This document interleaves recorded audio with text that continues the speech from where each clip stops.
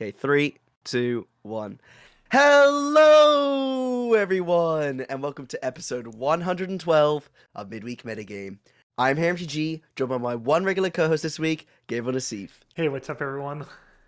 And we also have a very special guest, I think one of the most shouted out names on this podcast. We're obviously joined by the famous Magic the Gathering streamer, I guess also potential professional player, AspiringSpike. How you doing, man? I'm doing great. Thanks for having me on, guys. Yeah, thank you so much for coming on. I think for long-time listeners of the podcast, you know Spike came on in the past, talking about blue-white control and how he won a PTQ about a year and a half ago, I believe. But today, that's not what we're here to talk about. We're here to talk about the trophy race, here to talk about Modern, and just all our favorite decks in the format right now. And I think Gab might be talking a bit of a historic towards the end of this episode. But before we get into things, as always, you know the podcast is sponsored by Card Market. If you don't know what Card Market is, they're a marketplace online to buy anything Magic the Gathering or card game related. You can buy singles, accessories, you can sell on there. They're an amazing website, and go check them out, cardmarket.com or cardmarket.eu.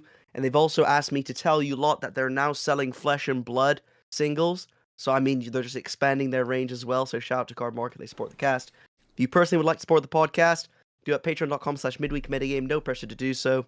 But you know what? I just want to get straight into it. AspiringSpike, special guest. You know, I've mentioned over the past few episodes, I've been watching a lot of the trophy race on Magic Online.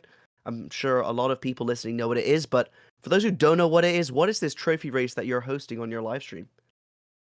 Well, I don't know if I'm necessarily hosting the entire race as much as I am competing in it, but I guess the history is like maybe a little weird.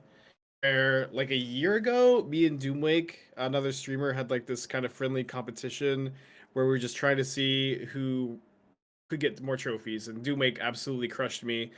But it was kind of fun and cool, and I like to watch a lot of the real inception in my mind of wanting to do it a little bit bigger after that was I like to watch a lot of Dark Souls streamers, a lot of Dark Souls challenge runners. It's really cool to see how they always have like an end goal in mind on their streams, where they want to like beat like all the Dark Souls games in a row without taking a hit. Is something they work towards for like a long period of time. And I always thought that that was really cool. And I was thinking, man, I really wish I had something like that to play for when I was like getting up on the stream. And just like to be the top of the trophy board on the modern queues, that seemed like something I could try to go for. And then I did it once before, earlier last year, and I ended up getting second place, losing to Brazilian grinder Y Principe. I had 42 trophies, Prince had 44, and like the next place I was like in the 30s or something. Um, and so I took a season off, and I decided to do it again this season, especially because it's like um it's a 90-day period. It's like the longest break between releases. It felt like a good time to focus on something because there's not like a new set release or anything to focus on. So this was a good like outlet, good outlet for me to like find and get to do something rather than just waiting for set releases to get to brew with new cards. And it's been pretty crazy. It's like this deep into the race, I didn't expect there to be like still like four players competing really hard. It's me, Demonic Tutors, Misplaced Ginger, and then Brazilian Grinder, Menino Ne. Um, and it's been really really intense this season. I was not expecting it to be this crazy. Yeah, what's your schedule like? How many leagues a day do you play? How many hours a day do you play? Do you take breaks? It kind of depends. I feel like like last season, I was pretty bad about taking breaks. I really kind of felt burned out. I would do the regular stream, and then I would like grind off stream like through lunch, and I would work on my channel Fireball content. Um, but like this season, I'm better if I really feel like I need to take a break. I just take a break and do anything else. I would say my average day during the week is that I do like the regular like 6 hour stream. Then I usually take a nap right after the stream. I wake up and then I eat. And then if I have channel Fireball content to do that day, I maybe play one league after the stream. And just focus on the channel Fireball content after. And if I don't have channel Fireball stuff, I'll probably do like 4 or 5 leagues off stream, something like that. Damn. That's nuts. Yeah. And then like usually Sundays I don't usually stream at all, and I'll just play most of that day off stream grinding too. Yeah, kind of Oh, damn. chill, have something Yeah. open on the side, clicking away on Magic Online. How long have you been streaming for? Let's see. I started like right after the release of Modern Horizons 1. So maybe like 2.5 years.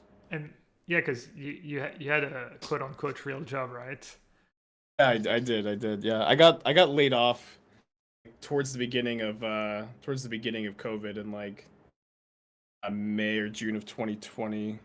Oh wow, I didn't realize. I thought you just because I'm assuming you were streaming semi seriously while still having the job, and then I figured you just kind of I had like very recently in my streaming career gotten to the point where like, man, I could actually pay my bills just from the stream. I wouldn't have much money left over, but that's pretty cool.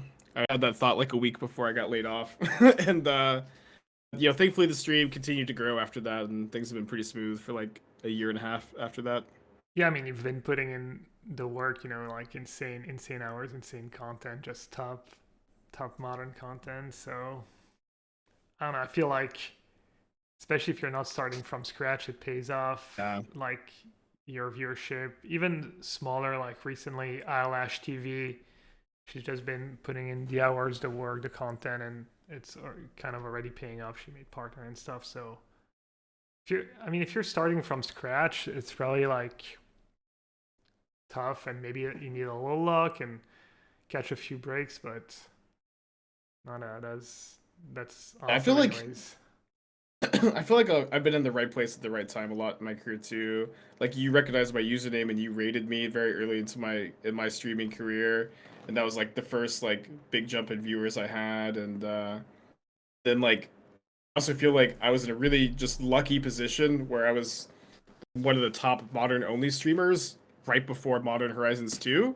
Yeah. Which just like how could anybody have predicted how crazy Modern Horizons 2 would have been, Yeah. I feel like that was also really lucky for me to be in that position too. Yeah. So how does it compare doing what you do now compared to your old job? Is it night and day, or is it still it's because I have you need to like tell me, because I need to, I'm not sure how I would do effectively in a read shop, so I'm kind of curious. Well, I was an IT guy at a university, and I was also like grinding my bachelor's degree.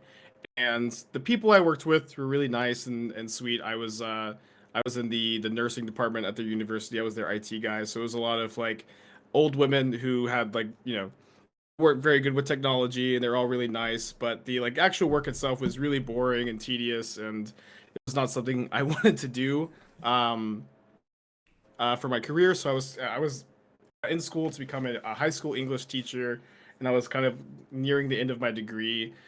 And I decided that I might just take like one semester to like grind Twitch while working, because if I don't try now, I'm never gonna try. And like I remember I had like a few conversations with my partner, and she like really, really encouraged me. Yeah, just give it a semester. Just try Twitch streaming. You should do it. You play Magic all the time.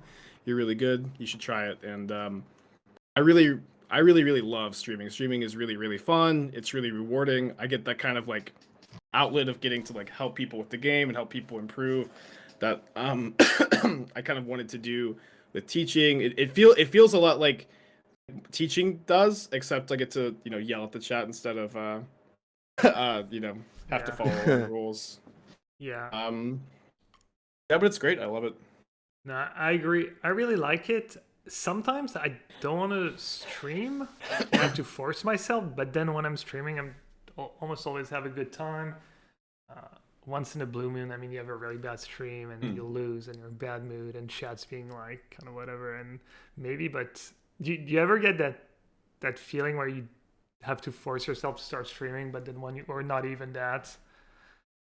I feel like usually when I start the stream, like every day is a new day, and I usually start off feeling really good. Okay, yeah.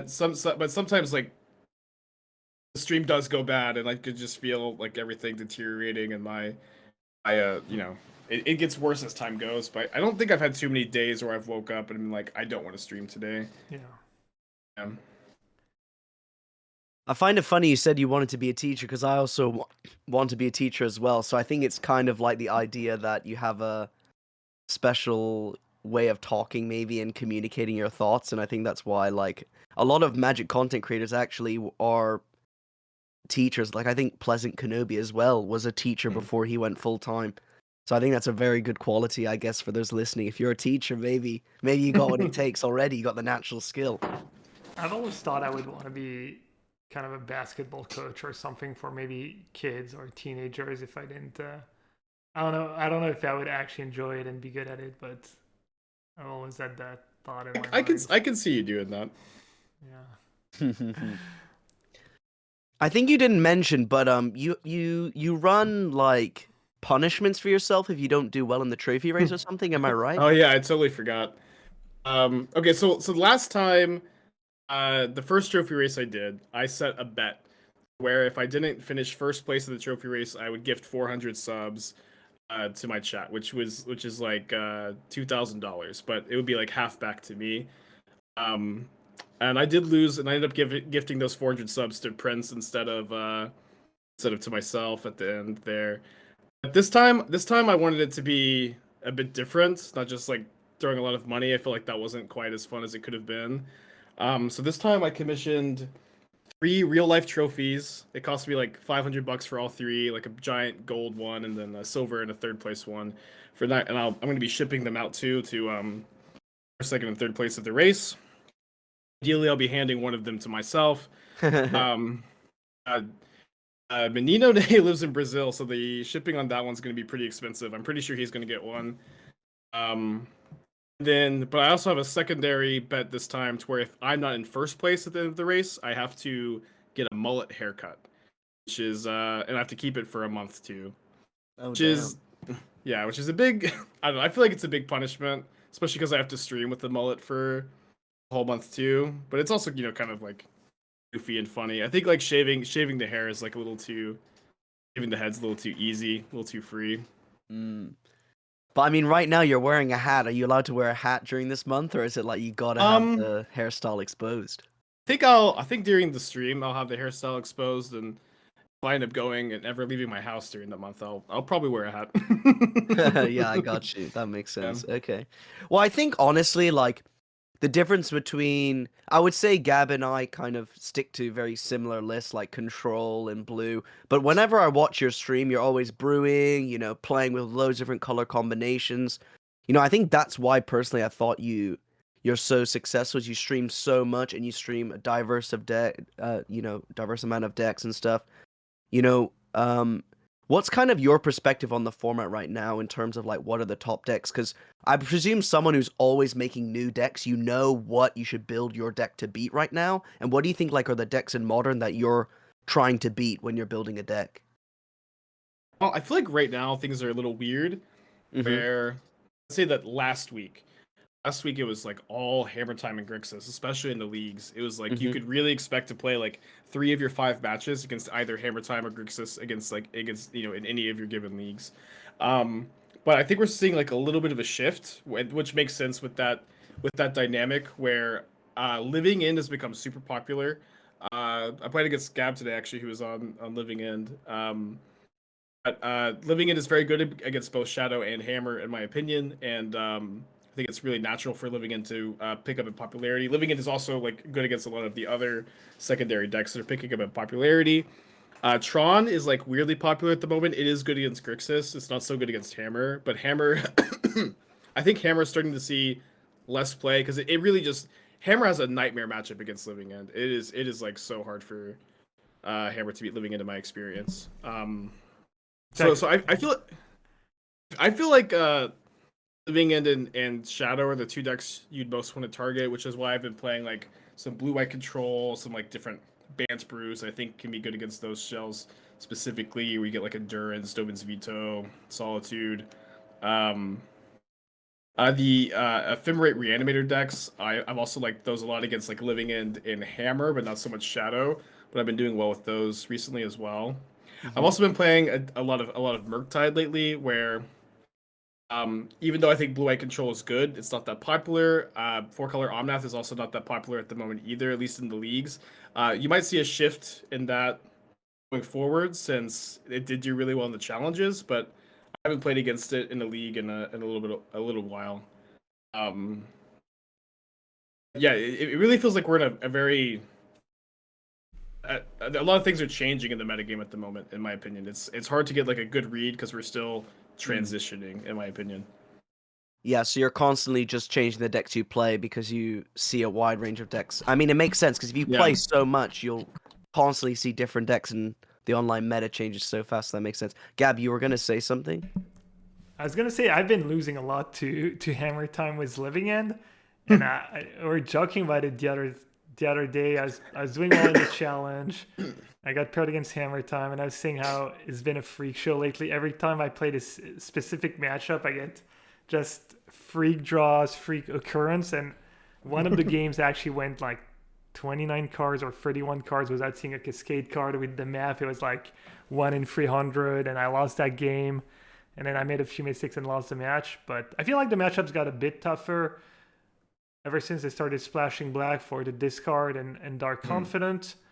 There was also a time where people had multiple spell bombs and even sometimes Dranis Magistrate after sideboard. And that card's just incredibly hard to beat, especially if you don't expect it. So that was a little tough. But I agree right now it should be a decent matchup. Most lists play just the one spell bomb in the sideboard. They have the few discard spells. You don't care too much about the +2/+2, the blacksmith scale. But I've still been struggling in this matchup. Just the black splash helps them a bit for sure. Confident puts you under the gun, and the discard spells can get you. I think I've been doing okay against Grixis Shadow was Living In, but I feel like this matchup should be pretty tough. I beat you today. I felt like the sideboard game should be really bad for me if you're playing the list was Relic and all the Spell Pierce and the Blood Moons after sideboard. I'm not sure if you had Blood Moon every sideboard game or not, or if you still have them, but I felt like I got a little lucky. You know, maybe game one is decent for me, and after sideboard it looked like kind of a nightmare. But I didn't bring in the Blood Moons against you. I was thinking that you would play around them pretty easily if you could just get the island and the forest and I didn't think the Blood Moons would be too good. I could be wrong about that dynamic of the matchup. Yeah. I also have found like it's if you don't have Ragavan, like you get overwhelmed on mana so easily in that matchup too. Obviously if you have Ragavan, things get a lot easier. But it's like if you don't have Ragavan, you have nothing to play early. Maybe you have a Channeler, maybe you don't.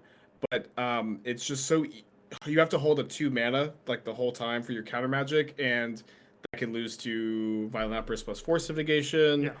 It can be a hard matchup to navigate. Yeah, it's tough. I've played both sides of matchups, and actually today at one point you were keeping mana up and actually didn't have the outburst, didn't have the cascade spells, but you still had to respect it because why would I not have it? And had you just cast spells, you know, you might have had a better shot. So, and I've been on the Murktide, and it's the same thing. You just have to keep mana up, and you kind of get owned. There's not much you can do really, just even GTO wise, I guess. I'm not sure if you're. I think it's close. Yeah. No, I agree, and I agree. Ragavan is scary to mana advantage. It is nice that there's not much you can hit, but the mana advantage is huge. Cool. Someone had a question for you. Someone was asking why do you never play Living In, and make me laugh, so I figured I would ask you. Oh, like I do still try to, even though I am trophy racing and I'm trying to be at the top of the leaderboard, I still do want to play deck lists that I'm working on. Like the Murktide list I've been playing, I've been main decking Fury, and I've like been really liking the main deck Fury in that list. And so that's like something I've been working on, and I don't love so much just like copying the stock lists and playing them on stream, because I just find that personally be like, you know, not super engaging content, if that makes sense. No, I agree. I think it's amazing. An amazing thing about what you're doing and what you can do when you just immerse yourself in a format is you just know what's going on, you know what's going to work, you can just start brewing. And I've missed that for sure, because I've had to play decent bit of standard for the MPL, and I kind of spread thin on formats sometimes, and I even when I start playing modern, for if I have like 2 or 3 weeks start playing modern, maybe all of a sudden I can start coming up with decks and ideas, and I think people can tell how much work you put off stream in your list. You're not just showing up, loading up a deck list, or playing the same deck like 7 days in a row. And I think it pays off. I mean, you've been having like what 1,800 viewers consistently. That's just so nuts. So it's been cool to see. Yeah, it's been a really, really wild year. Or I guess it's 2021 was a really wild year. I mean, it's basically. I mean, I've been there. I'm guessing it's all you do, right? You go to bed thinking about deck lists. You wake up excited about trying out. Yeah, It's all I do. Yeah, I miss that feeling. I mean, last time I feel I've had that feeling, and I guess not that long ago, maybe testing for one of the online PTs, but that was how it was when we were testing the testing house before the PTs. The 2 weeks before, it was. I'd be like usually last one to go to bed, first one to wake up. I couldn't sleep out, and it was bad because I'd do that for a week and then I would get sick. I would literally get like physically sick towards the turn because I was probably lacking sleep, and I'd get to the turn and I would be like sick and not be able to play to the best of my ability. But yeah, just nonstop. And I guess that's been what, like 2 years now. 2 years and a half. Yeah, to be honest, I've been like waking up and breathing magic for like the last like 8 years, like every single day. Wow. Okay. Yeah, it's like it hasn't always been via the stream, but it's just always been my favorite thing to do for the longest time. There was like a full year, me and my roommate, we would get out, we worked together, we get off our shift, we go home, and we would play all the tier 1 decks in Legacy for like 5 or 6 hours every single night for like an entire year. And that was just our favorite thing to do. I've gone through periods of just like drafting a ton of like EDH and just different formats, just whatever I've been into at that time. And I've just never gotten completely burned out on Magic, and there's just seems to be always something to focus my attention on. And I will say though, it's doing it full time, it's definitely been even more than just doing it as a hobby. Yeah. Mine's the complete opposite. I just always net deck, at most change like 5 cards. I've never, I mean, I think maybe there was some point where I'd like wake up and play Magic like summer at school. I've always had like school to do or whatever. Because I think I've been streaming for about like 3.5 years now. I'm like 1 year ahead of you, Spike. But I've never been as intense with how determined you are to stream every day. I find personally like if I stream one day, the next day I find it really hard to stream. I find it insane because what is it? I find streaming Magic is a lot harder than streaming like I don't know, Counter-Strike for example, like a video game, because to me it's more than a video game because you have to talk so much, you have to focus. So like your energy levels are insane. My respect for that is like so high, Do you ever feel like what does it feel like ending a stream? Because I can barely do like a 6-hour stream without feeling fully drained. I try to do a 6-hour stream, sometimes a little more, sometimes a little less. But I do feel usually pretty tired at the end of the stream. Like I mentioned earlier, I usually take a nap like right after the stream just to rejuvenate and refresh a little bit. I've also talked about this a little bit, and I have a hard time articulating it, but I'm a pretty intuitive player. I like to I'm very experienced with the format in like most games that I've played. I've been in a lot of the similar situations, so I can kind of autopilot a lot of my decisions. Not all of them, but I can autopilot a lot of them. And so I feel like I use one half of my brain to play Magic, and I use the other half of my brain to like talk to chat. If that makes sense. So that makes it like a lot easier to save energy because I'm not like constantly switching back and forth. I don't know if that makes sense. I don't feel like I necessarily are absolutely. Well. Yeah, no, absolutely does. You're just using less of your brain power to actually play the game and can use it to talk with chat and whatnot. Do you find that you play better off stream than on stream, or is there no difference for you? Yeah, it's way less distracting to play off stream. I definitely feel like I play better off stream. I Yeah, think yeah, most that people makes do. sense. I don't know if you guys feel that way too. No, definitely. I feel like like I feel like a lot of mistakes that I make are just like I'm talking to Twitch chat, I'm reading something, and then I just make a bad play, and I'm like, oh, I would never do that. But a lot of people misunderstand that it's like I'm only playing with 40% of my brain because I'm trying to focus on keeping the dead air filled and stuff like that. So I really hate streaming with the idea of I want to win because I feel like I can't focus on winning when I have like 100 people trying to question me.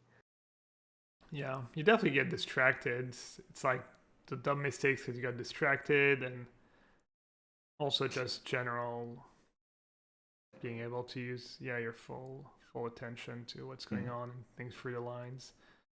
Now, for sure, my results are much better when I'm not streaming or when I focus.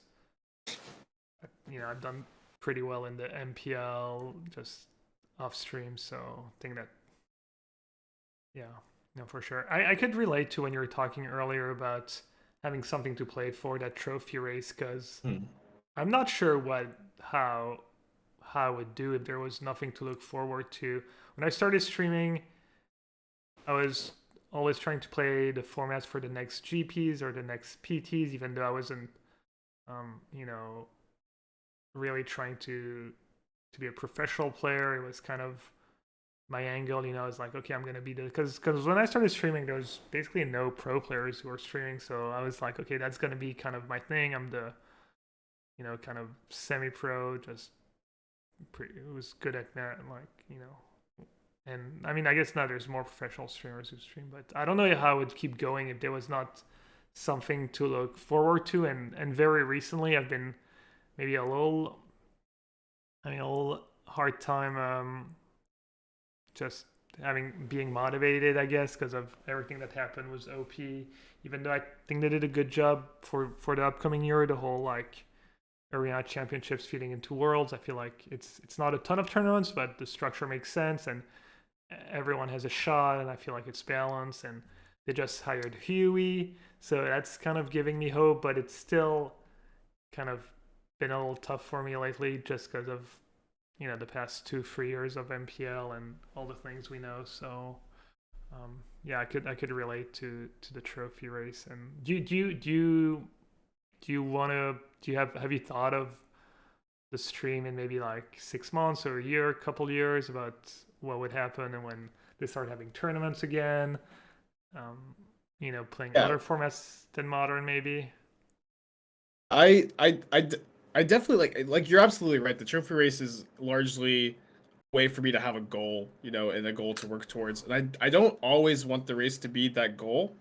And also, like you're touching on, organized play is so hard to focus on at the moment.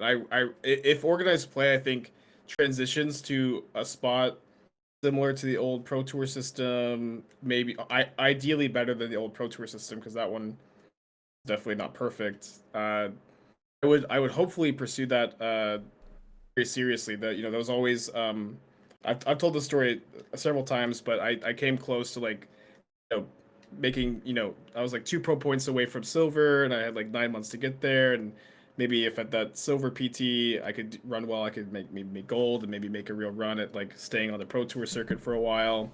And that was like right when they did away with the Pro Tour system, announced the MPL, and it kind of like knocked me out of the keeper grinder mindset. And then that's when I started to try Twitch. Um, and it would be really cool to have a more like concrete focus goal like that than the trophy race. But it's hard to like see that far into the future and say what the stream's going to be like with like just like the degree of uncertainty that's still out there. So maybe I could think of I've been trying to think of like a different goal to have, something else to work towards that's not necessarily being the top of the leaderboard. Like potentially putting more weight on the excuse me, like the weekend tournaments somehow. I think might be kind of cool. It's kind of hard to do that on Twitch, right? Because there's those weekend tournaments are so all or nothing. Mm. but that in some ways that might even make it better, right? Those like weekend tournaments that you spike. Yeah, I Um, I feel like it's weird, these challenges on the weekend are, especially for modern, they're not great EV, but they get a ton of people and they feel kind of prestigious. People actually care about them and they're kind of a big deal. I feel even though the prizes are not amazing and the EV's kind of bad, just because we got a lot of the best players who play them, and I feel like in some ways that kind of can keep you going as a streamer, just even if it's kind of short term, just focusing on next weekend's modern challenge, figure out the best deck list, being ready for that tournament. And you've got the mocks. Have you tried a bit to qualify for the mocks, or is it too tough just as a modern player?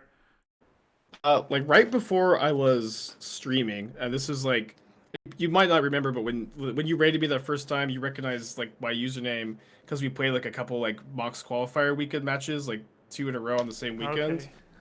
Okay. And so like back in that time frame, I was trying really hard to qualify, and I got like very close twice that year.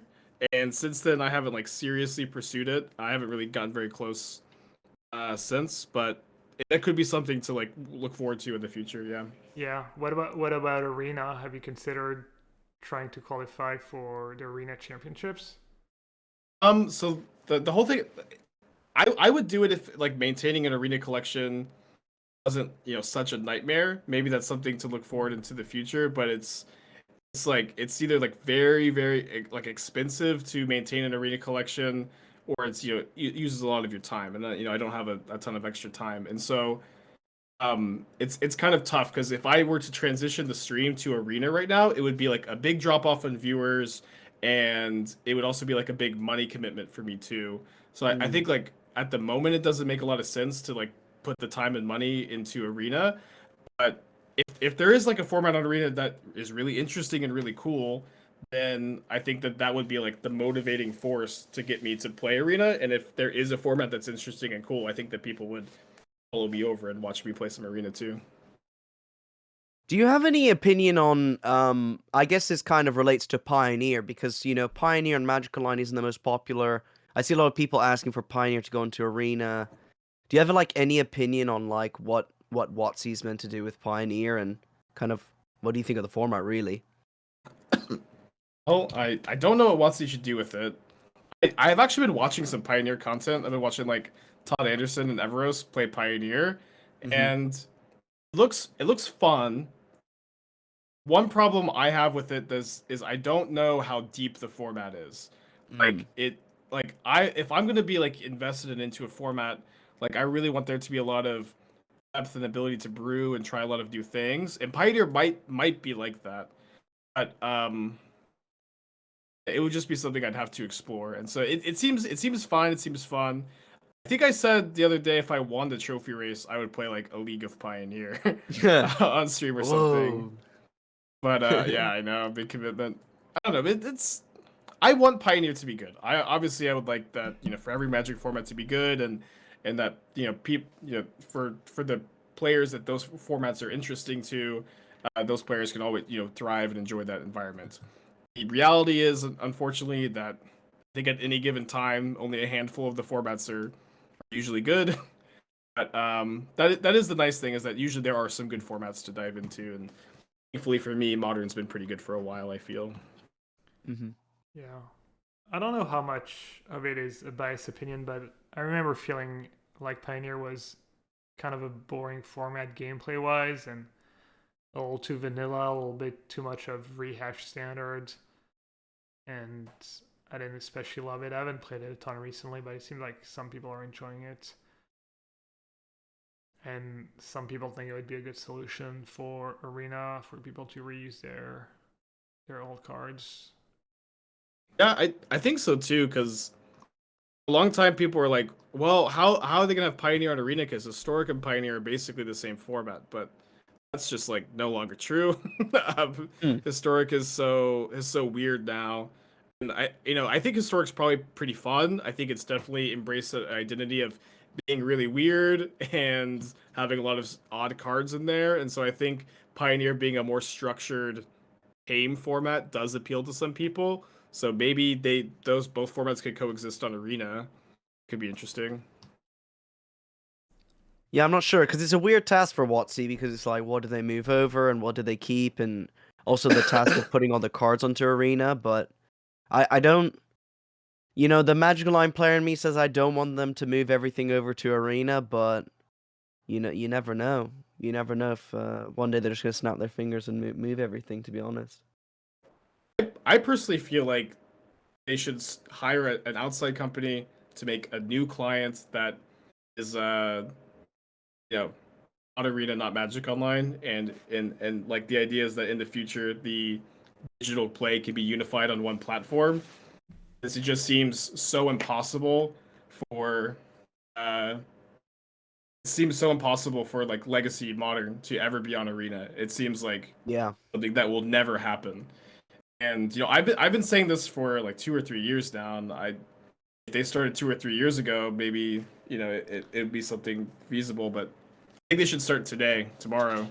Yeah. It's like I think that needs to happen. I think it's a really bad thing that like the new players who get into Arena, this is like really like where the casual players go. There's not like a good pipeline for them to become more enfranchised. Mm-hmm. Yeah, Yeah. definitely. Just maybe more short-sightedness from Wizards.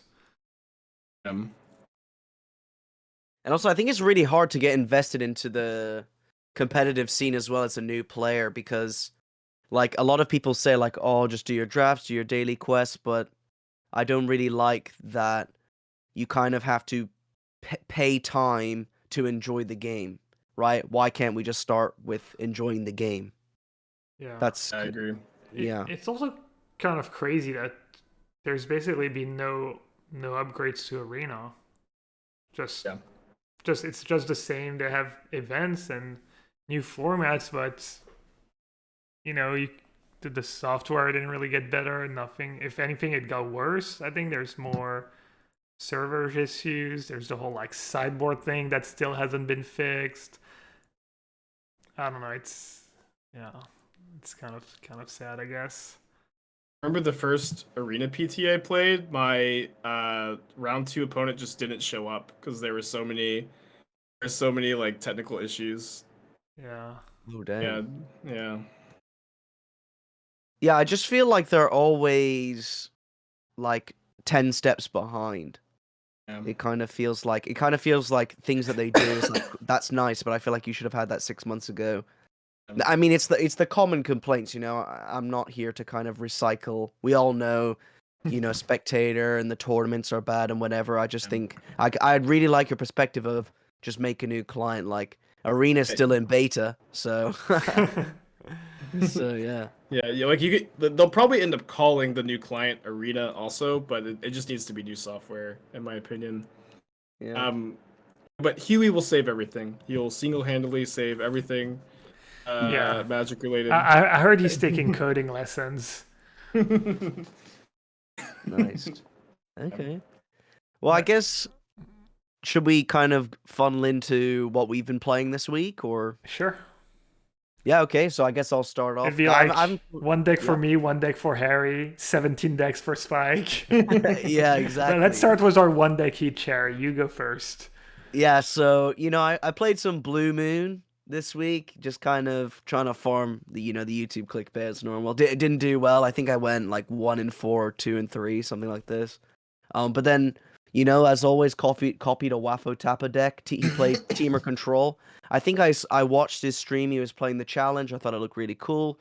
Ice Fang Codals, Ren and Sixes, and then you got your Counterspells, Charms, Cryptic Command Jaces, and also 4 Time Warp. So I really liked the look of the deck. Played it in a league. Started off 2-0. Then I lost 3 really close games. I lost 3 matches where the third games were all really close. I lost to Amulet Titan, I lost to Orzhov Stoneblade, which was like the Grief Ephemerate combo.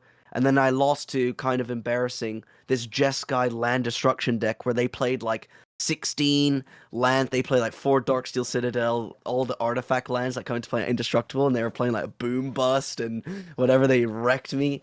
But even though I went 2-3 with the Teamer Control deck, it was really, really strong.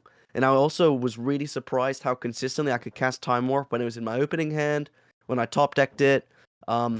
Like with Ren and 6 was really nice because of the load of Lonely Sandbars in the deck, as well as there's the one Katrita Triumph to cycle. So I found that like the deck list obviously has been really thought out because it's Waffle Tapper. Why wouldn't it be well thought out?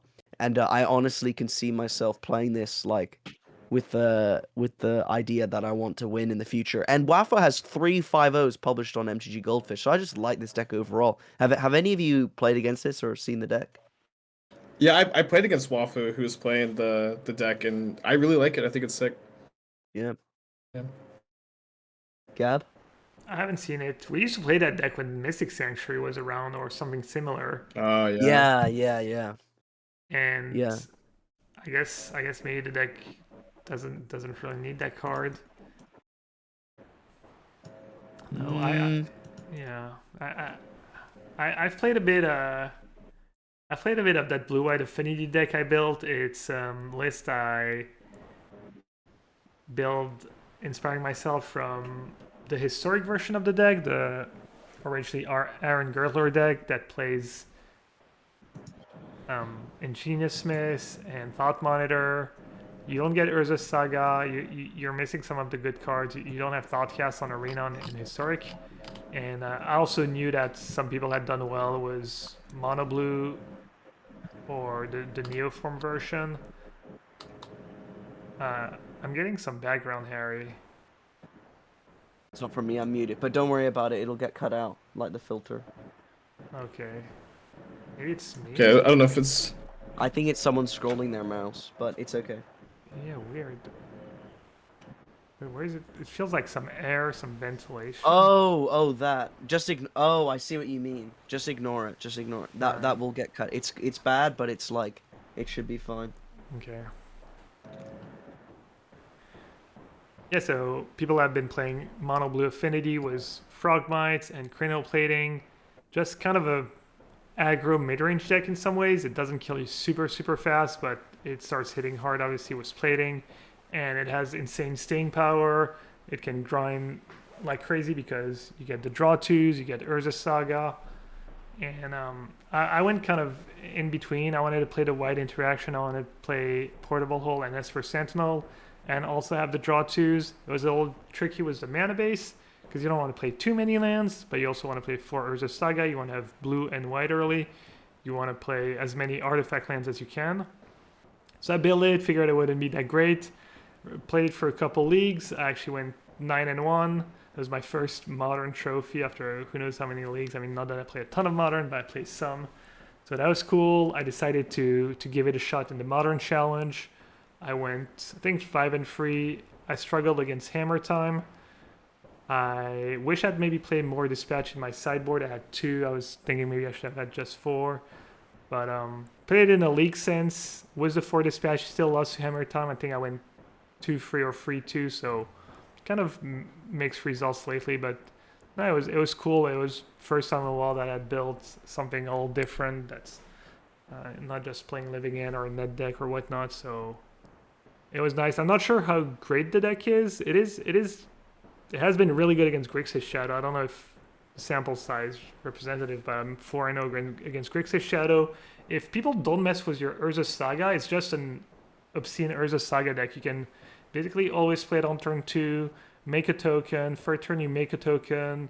A lot of the time you'll just get the Springleaf Drum, and of the Springleaf Drum, Springleaf Drum, you might be able to cast Thought Monitor right away and just have huge tokens. And yeah, people don't deal super well with it. You've got Portable Hold for the creatures, Rebuke. You know, anytime you get to counterspell for 1 mana, that's good. So that's been me. I also played a bit of Living End. And that deck just always feels super solid, no matter the hate. The hate's always going to be there, but it's maybe somewhat low right now. So I don't know. I was actually surprised you said Living End's super popular. I didn't realize how popular it was right now, and yeah, maybe it's not a good idea to play it in the weekend in the challenge this weekend. Might be like the last good weekend to play it. I don't know. I feel like people Like whenever Living End's popular, like there's like a week of complaining about how nuts Living End is before they really start to play like the appropriate amount of hate. The other trophy leader, Benino Ne, is exclusively Living End. I think that all 48 of their trophies are with Living End, and I think that's partially due. I think that's partially why the uptick is because they've been getting a lot of attention from that. So is it just the super stock main deck was the leyline sideboard maybe? I'm not sure exactly the list. I believe that they're active in the Discord, and they play a few different versions. I think they play whatever version they think is best for the current metagame. But I think right now it's just like the stock list, leyline sideboard. Yeah. Yeah, I've tried playing the version that plays the 11-11 trample and bone crusher giants and stuff, and maybe my builds kind of suck because I don't exactly net deck when I play the deck. I try a few different things, but that deck's never felt good to me. I always end up going back to the kind of stock list. Yeah, I lost to that version in the top 8 of a challenge a couple months ago. Yeah, I think There I was was like watching you. yeah, They just beat you yeah. down with like a couple bone crushers or something. I think in deciding game. Yeah, You're playing red black, right? I think so. Yeah. Yeah, yeah. I kind of remember that game. Yeah. So what about you, Spike? What about Well, I've actually been like playing a lot. Well, actually today I played a Lutri deck, which was really fun. Collins Mullins has been raving on Twitter about this Lutri brew he has. It's just like 4-color non-green pile of just good cards, and it's Lutri the companion that makes you where you have to play a singleton deck, no all unique cards, and actually lost against the Lutri deck when I was like 3-0 yesterday. So I just decided to take it for a league. I went 3-2 in the league. It was really fun. I added a Gaia drone to the list, the Grixis Planeswalker for fun, and I stole a Karn Liberated, and no, so I sold an Ugin and ultimated the Ugin, which was crazy. But as far as more competitive lists go, I've been playing a lot of Murktide lately, with main deck Fury, which I think the Furies are really good in as the flex spot in Murktide, where it's a very generically powerful card, of course.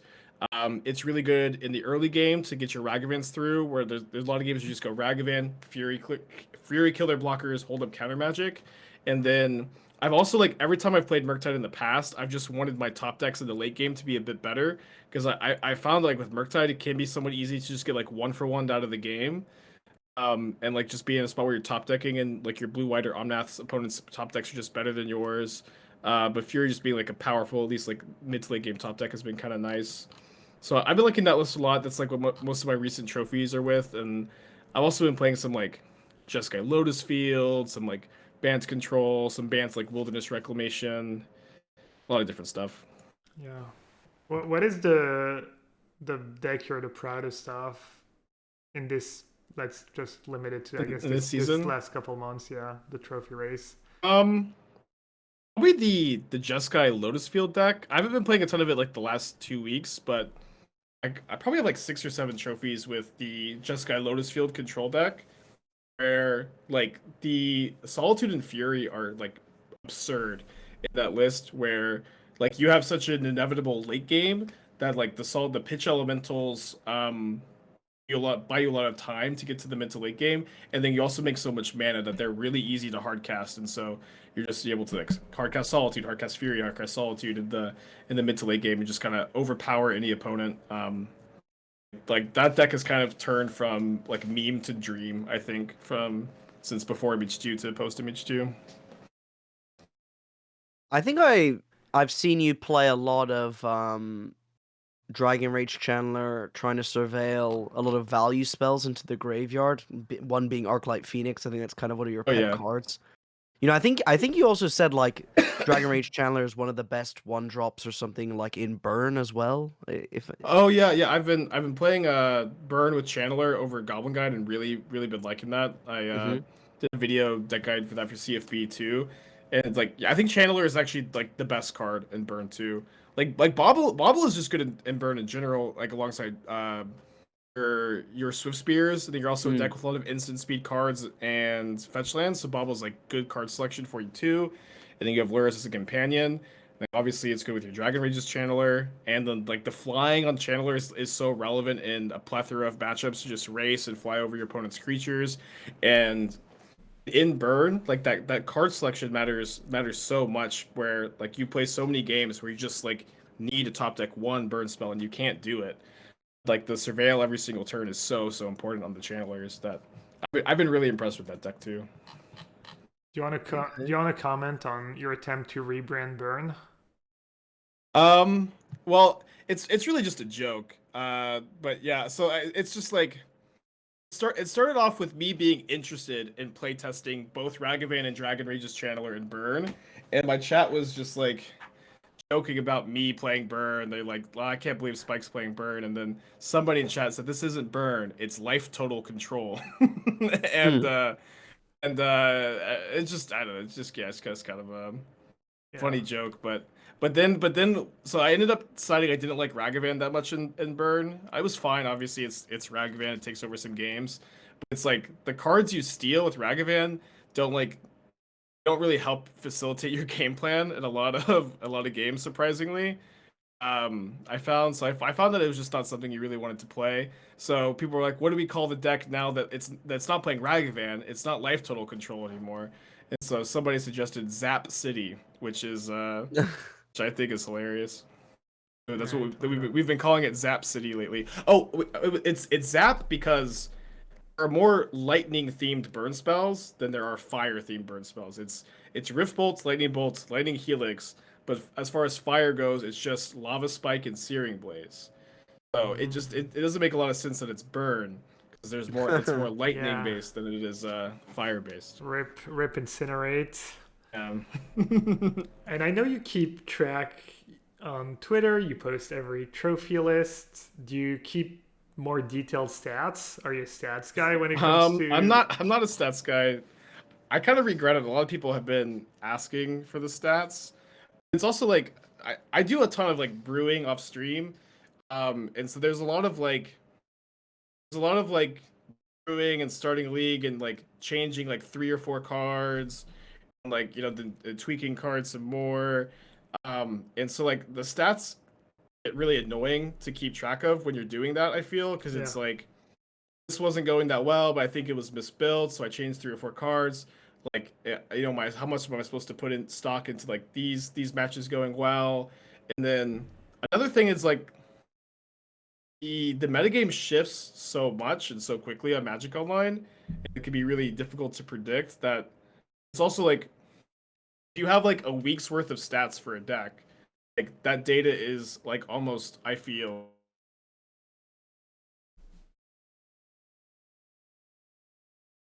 Wait, Spike, your mic is cut out. Yeah, we lost you.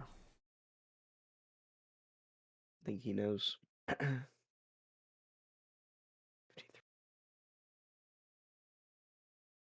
Test. How's Yeah. that? Is it- Yep, you're back. Sorry about that. Bumped my cord.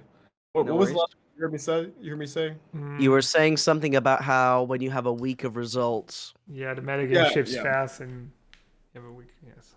Yeah. You have like a week of results worth of data, and that data is like almost immediately irrelevant, or at least it's like just less relevant the more time you have removed from it. It's kind of my problem with keeping like detailed records of like win rates and win percentages. It's just because like I'm changing cards so often, and the metagame shifts so much that I feel like that data isn't like super relevant. That being said, people have been really interested in it, so if when I do the race again, I'll probably keep more detailed records. Yeah. Makes sense. Makes sense. So I heard and saw you were dropping sometime even at 3-1. But I know Yeah. today you were playing. I think when we played, you already had a loss. No, I think when we played, I was 1-0. I think I dropped that league after. I usually have been dropping at one loss, especially like seeing how like much time like Ginger and Minino are committing to the race. It's like I feel like it's really tough to uh compete with them because I really feel like they're putting more hours than me. It's hard for me to put as many hours in with like the channel fireball commitments specifically. So So I have been X1 dropping. I know that Ginger's been X1 dropping basically every league too. I think that Benino is not dropping leagues, but is just cracked and playing Living End, which is really well positioned. Living I End is wasn't also dro- sorry. Living End is also super fast. Yeah, that's definitely true. You go through leagues in an hour and a half easily. And I guess Ginger has been playing a lot of Hammer Time. I'm assuming this deck goes pretty fast, even though some games can get grindy. Yeah, I feel like Hammer Time is, at least when I've been playing Hammer Time, I feel like my matches are really long because your opponents play really slow because they have to like really consider what you might have and like how to play around it because Hammer Time is really hard to play around. But yeah, I for a while I wasn't dropping at 3-1. But like with the race being so close, it's like you get like so heated and emotional when you lose at 3-0, and like you're so like desperate to get some momentum going that I've been dropping at 3-1 lately, just trying to get the ball back on track. Yeah, because that's kind of how much is that when you're 3-1? How much in EV is that fifth match worth? What's the It's price worth difference like between 3-1 and 4-1? it's like 20 play points is like $2, like 5 chests. So if you win, it's what like it's like 12-15 bucks, which is like like it's not too bad to play for. So but 50% of that is like if you have like slightly positive win rates, like Yeah. $7. Yeah, it's not even. Yeah, I guess it's not that big of a deal.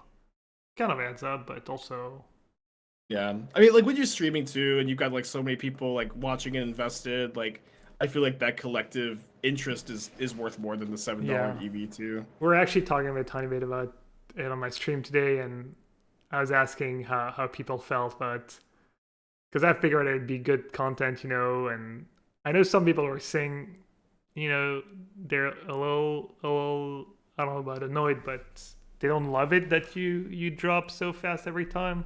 I feel like it'd be a cool thing, just always getting like trophy matches, but I'm guessing Yeah, overall people like it though. yeah, it's not ideal. It's absolutely not ideal, but it's also what's tough about it is if you're not doing it, your competition is. You know what I mean?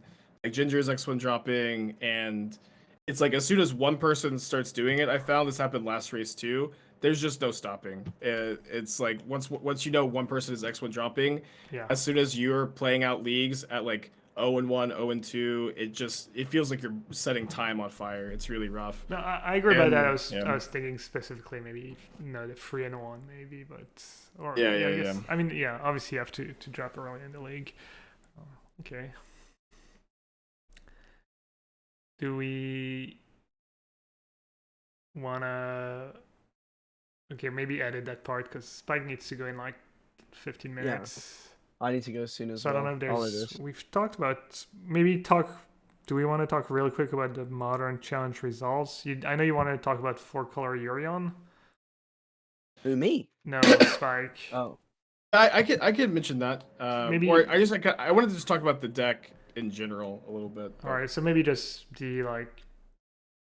that deck did pretty well last last weekend, and talk about it a bit. Yeah, And then we yeah. can go to Life on the Line and Price is Right and wrap it up. Okay. So I did want to briefly talk about how the 4-color Omnath decks maybe are going to come back into prominence in the metagame. Obviously, there's a lot of different versions, a lot of ways to build these Yorion mid-range decks, but for like I feel like the last like 2 weeks or so, they've been not very popular. These decks are really good at beating up on Hammer Time and Shadow, which are of course two of the most popular decks in the format. But I think that they have been getting kept in check by a lot of like the tier 2, tier 3 decks like Belcher, Titan, Tron, the more linear decks that aren't as weak to the creature removal. But there were two. It was both challenges were won by Blink, or was it like 2-1-1 and one got like second place or something like that? Something along those lines. But I do feel like these decks are in a really really weird spot, and like how I mentioned that the metagame is shifting a lot with like living and rising to prominence. I think that's not a great news for the 4-color Blink deck necessarily. But I think that when the dust settles, we might see this deck return back to like the #1 spot. I feel like in like a week or two. Yeah, that's the deck Canister played basically forever. I'm not sure if that's Yeah. still what he plays, but that deck has always felt strong for sure. And yeah, it went 1 and 2 in one of the challenges this weekend. There's a couple spicy lists. There was an infect deck in the top 8, but yeah, a lot of the same. A lot of Grixis Shadow, lots of Hammer Time. All right, should we move on to the Price is Right and Life on the Line? Yeah, sure, that makes sense. All right, I think. Well, yeah. I was gonna ask Spike if there's a card, but if you have a Well, I was gonna say, last time Spike was on the podcast, we weren't sponsored by Card Market. So, do you know what we do for Life on the Line? We did Life on the Line Oh, last sorry, time. I meant Price is Right. No, I don't know what that price is So right game basically, is, we yeah. choose like any card, and we go on Card Market, and we basically guess how much we think the card is in euros, and then we take Okay. the average price over the past 30 days, and it's just the closest person to the price, doesn't matter if it's higher or lower, wins. Okay. So, is there any particular card that you've had fun with over the past week that, like maybe Lutri or whatever it's called, maybe or? Yeah. Yeah, I have no idea what Lutri is, so I think we should do that one. all right. Okay, and it's in euros, by the way. So if you Okay, think of the card, can I look at a conversion rate from yeah, euro of to course, dollar? of course, yeah, of course. $1 is like probably 110 euros or something. It's 1.5 USD to 1 euro.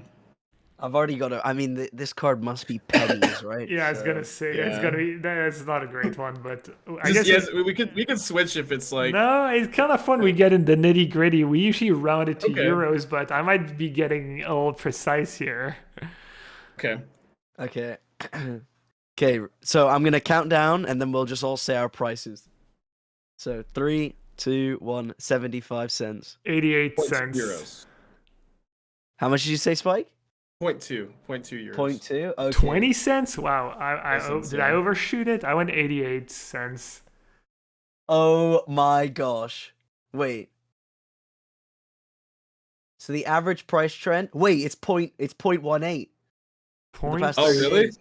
point 18, so he crushed it? Was 20 Yeah, cents? you were 2 cents off.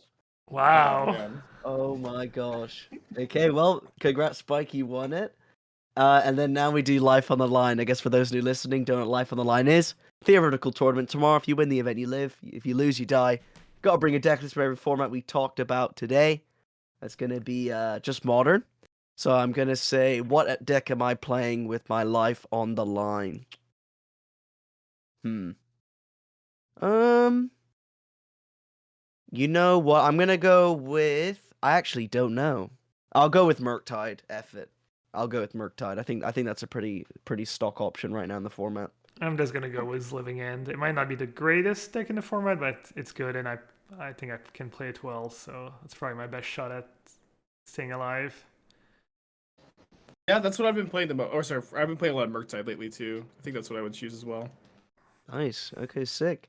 Well, I guess this is towards the end of the episode. Spike, why don't you shout out where everyone can find your content? Yeah, on twitch.tv/AspiringSpike. Also, YouTube, Twitter, AspiringSpike, and write articles and make videos for Channel Fireball too. Sweet. What about you, Gab? Twitch.tv/yellowhat, @GabNassif on Twitter. I've got a YouTube page, Yellowhat, and also sponsored by CFB and one video a week. Not as much content as Spike, but yeah. I'm the odd one out. Shout out to Card Market. Let's go, baby. Card Market, shout out to them for sponsoring the cast. I ain't promoting nothing today. Just going to say thank you to Card Market for sponsoring us every week to overdo all this Channel Fireball shout outs. We love you, Card Market. That's where I buy all my singles. I'm going to make sure to go pick up a playset of Lutri after this, because why not? Anyways, if you did make it this A far into playset the of Lutri is 1 or 4. Oh, damn. Well, we'll never know. You'll have to see. But again, Spike, thank you so much for coming onto this episode. It was a pleasure to have you here, man. Thanks for having me, guys. Yeah, thank you so much, Spike, and yeah, thanks everyone for listening.